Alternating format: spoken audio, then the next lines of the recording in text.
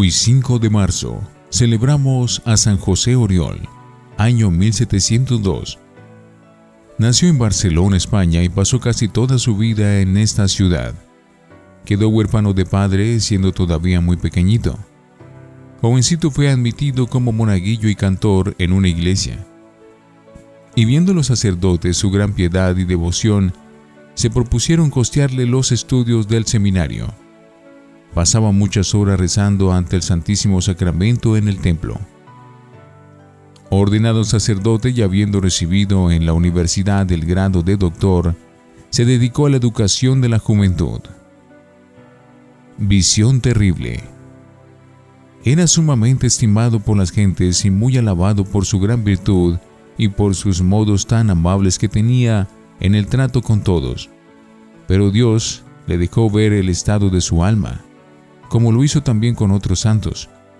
Y desde ese día ya no tuvo José ningún sentimiento de vanidad ni de orgullo. Se dio cuenta de que lo que ante los ojos de la gente brilla como santidad, ante los ojos de Dios no es sino miseria y debilidad. Tremendas penitencias.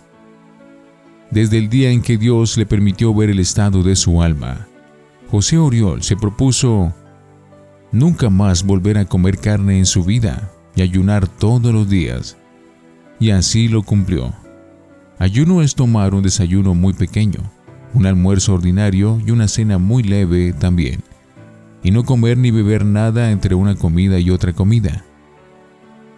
También como penitencia pasaba horas de rodillas rezando, y a veces con los brazos en cruz.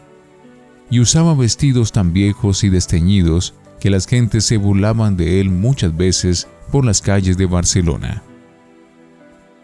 Párroco pobre y ejemplar. Fue en peregrinación a Roma, y desde allá el sumo pontífice ordenó que lo encargaran de un templo de Barcelona. Y en su nueva iglesia se dedicó totalmente a tratar de salvar las almas y hacer amar más a Dios. Su habitación, una pieza en arriendo en una azotea, era totalmente pobre. Una mesita, un crucifijo, una silla y unos libros. Cama no tuvo nunca, porque las pocas horas que dormía las pasaba en una estera en el duro suelo. Un gran regalo de Dios. A San José Oriol le concedió Dios el don de la dirección espiritual. Las gentes que iban a consultarlo volvían a sus casas y a sus oficios con el alma en paz y el espíritu lleno de confianza y alegría. Muchos llegaban a su despacho con el rostro triste y sin saludar a nadie, y después de oír por unos minutos a este santo sacerdote hablarles del cielo y de los premios y ayudas que Dios tiene reservados para los que lo aman, salían de allí sonrientes y saludando a todo el que encontraban. A las personas que dirigía, les insistía en que su santidad no fuera solo superficial y externa, sino sobre todo interior y sobrenatural. No aceptaban dirigir espiritualmente a quienes no se comprometieran a leer libros espirituales, o a escuchar sermones, o a hacer su examen de conciencia cada día, y algún retiro espiritual de vez en cuando. Demasiado rígido. Acusaron al padre José de que era demasiado rígido en el confesionario, que ponía a los penitentes pequeños trabajos espirituales para hacer, y que a los que no se esforzaban por hacerlos, por ejemplo, callar algo en momentos de cólera, etc., los enviaba donde otros sacerdotes porque él no se comprometía a seguir confesando a los que no hacían nada por enmendarse. Que a los que no iban a misa los domingos no les daba la absolución mientras no hubieran ido siquiera 3 domingos a misa, porque no quería ser alcahuete de los que no cumplen el tercer mandamiento, que manda santificar las fiestas, etcétera, etcétera. El superior entonces le prohibió confesar durante 1 año. Pero a los pocos días murió el superior y el que lo reemplazó le volvió a conceder otra vez el permiso de confesar. Los que iban a confesarse con él sabían que era muy amable, bondadoso, muy bien educado, pero que no aceptaba que la confesión fuera un simple rito para poder comulgar y para conseguir cometiendo siempre lo mismo sin enmendarse. Eso sí que no lo aceptaba nunca. Sus preferidos. Le encantaba enseñar catecismo a los niños, especialmente para prepararlos a la primera comunión. Tenía una especial cualidad para predicar y enseñar catecismo a los soldados, y le gustaba mucho hablar a los militares. Deseo de martirio. Empezó a sentir un gran deseo de ser martirizado por defender su religión.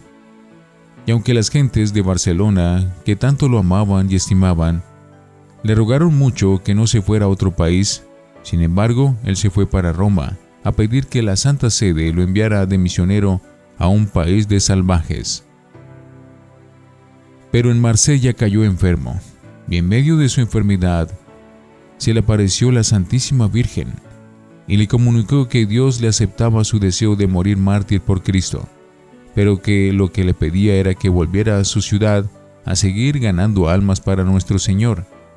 Y se volvió a Barcelona, y su regreso fue aclamado con grandes demostraciones de júbilo en Barcelona. Milagros a montones. Y su fama de obrador de milagros empezó a extenderse por la ciudad y por muchas partes más. De varios pueblos de alrededor llegaban enfermos a que él los curara, y eran tan grandes los tumultos que se formaban en las iglesias, queriendo todos que les impusiera las manos, que su confesor tuvo que prohibirle que hiciera curaciones dentro del templo. El santo nunca se atribuía a él mismo ninguno de los prodigios que obraba. Decía que todo se debía a que sus penitentes se confesaban con mucho arrepentimiento y que por eso Dios los curaba. En sus últimos años obtuvo de Dios el don de profecía y anunciaba muchas cosas que iban a suceder en el futuro, y hasta anunció cuándo iba a suceder su propia muerte. En un día del mes de marzo del año 1702, mientras cantaba en su lecho de enfermo un himno a la Virgen María, murió santamente. Tenía apenas 53 años. Enormes multitudes se congregaron alrededor de su féretro el día de su entierro. Los devotos se repartieron sus pocas pertenencias para guardarlas como reliquias, y después consiguieron formidables milagros por su intervención, y el Papa San Pío X lo declaró santo. San José de Oriol, consíguenos de Dios muchos y muy santos directores espirituales, y muy buenos y celosos confesores. San José de Oriol, ruega por nosotros.